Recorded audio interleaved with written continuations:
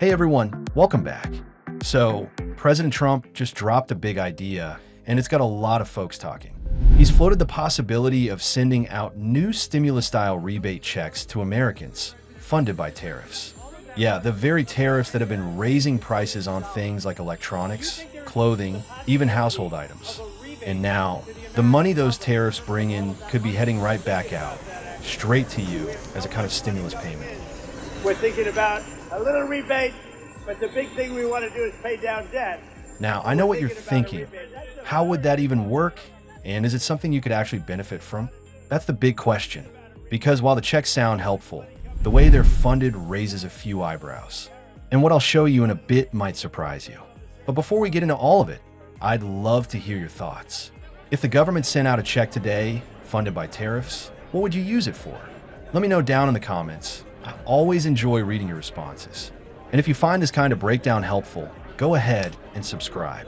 It's a great way to stay informed without all the noise. So here's what's going on. President Trump made some off-the-cuff remarks outside the White House. And one of those comments hinted at a rebate check for Americans. He said something like, "We've got so much money coming in," and then added, "maybe a little rebate for people of a certain income level." Now, that might sound vague, and it is, but the numbers behind it are real. According to the Treasury Department, just in the first half of 2025, the U.S. government pulled in over $100 billion from tariffs. And in July alone, they're expecting around $27 billion more. That's a massive chunk of revenue, especially when you remember that tariffs are basically taxes placed on imported goods. But here's the twist. Even though that money technically comes from importers, the cost usually gets passed on to regular people when we go to the store. So prices go up, and now the government is saying, we might give some of that money back. You see, the idea sounds like a refund.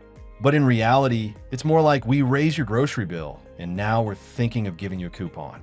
And if you think that sounds backwards, you're not alone. Still, the proposal is drawing attention. Trump says the main goal is to pay down the national debt, which is hovering somewhere around $36 to $37 trillion. But he's also open to using some of that revenue to send checks to Americans, especially those in lower income brackets. So then, where do these checks actually fit in? Some folks are calling this a version of what's being nicknamed the DOGE Dividend.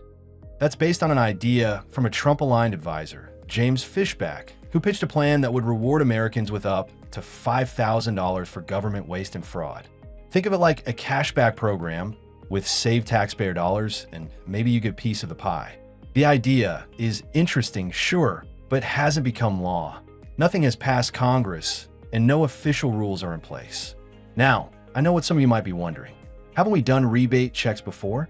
Yes, and actually quite a few times. Back in 2001 and again in 2008, the Bush administration sent out rebates to help during recessions. Then in 2020 and 2021, both Trump and Biden approved direct stimulus payments to help people get through the pandemic. But those checks were tied to a crisis, job losses, economic shutdowns, national emergencies. And this time, there's no emergency driving it. The justification is that we've collected all this money from tariffs, and instead of just keeping it, maybe we give some back. That's what makes this idea unique and a little controversial. Because let's talk about those tariffs. A lot of the things we buy are made overseas.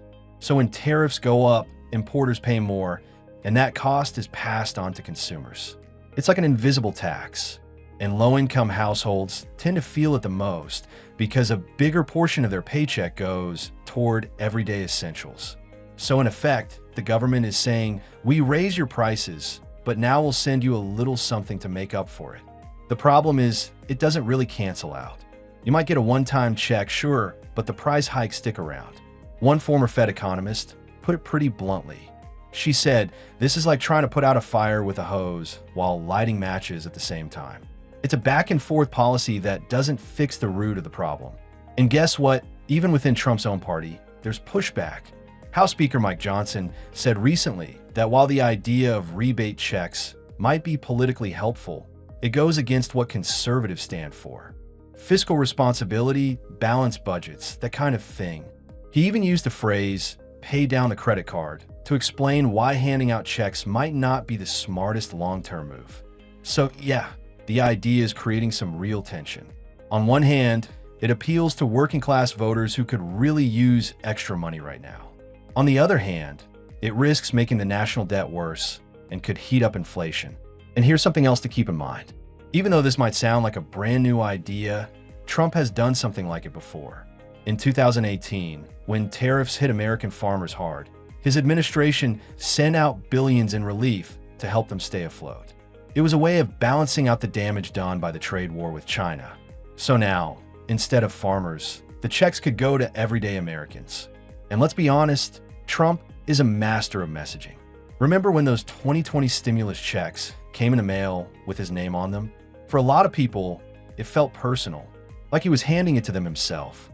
A rebate check funded by tariffs, especially in an election year, could be a powerful signal, not just financially, but politically. But we're not there yet. As of now, there's no bill in Congress, no eligibility criteria, no timeline, just an idea, a statement. Still, the fact that it's being talked about this much shows how powerful even a hint of financial support can be, especially in uncertain times. And also, it shows how much politics and economics are tangled together right now.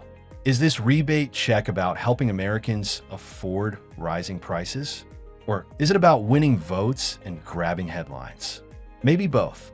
So what does this mean for you? Well, it means stay alert.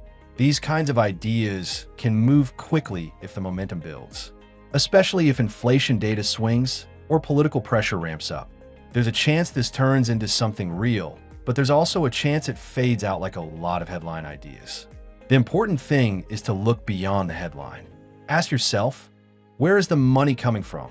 And what's the trade-off? Because even if the check shows up in your mailbox, that money came from somewhere. And if it didn't come from new taxes, it likely came from tariffs you already paid through higher prices. Still, I get it. A check is a check. If you're living paycheck to paycheck, that money matters. It's not just political theory. It's groceries, it's bills, it's breathing room. So yeah, even if the policy is messy, for a lot of people, the help is welcome. But long term, it's worth asking whether we want to keep using these kinds of Band-Aid solutions. Whether it's rebates, stimulus, or credits. None of it replaces a system that's fair, predictable, and built to actually support people when they need it most. So now we wait. We watch. We keep an eye on what happens next. And if anything does become official, I'll be right here to break it down, step by step, with you. If you found this helpful, please consider subscribing. And don't forget to share your thoughts down below, whether you support the idea, have concerns, or just want to vent about rising costs. Let's keep the conversation going. And remember, this isn't about fear or hype or headlines. It's about being informed and staying prepared. Thanks for watching, and I'll see you next time.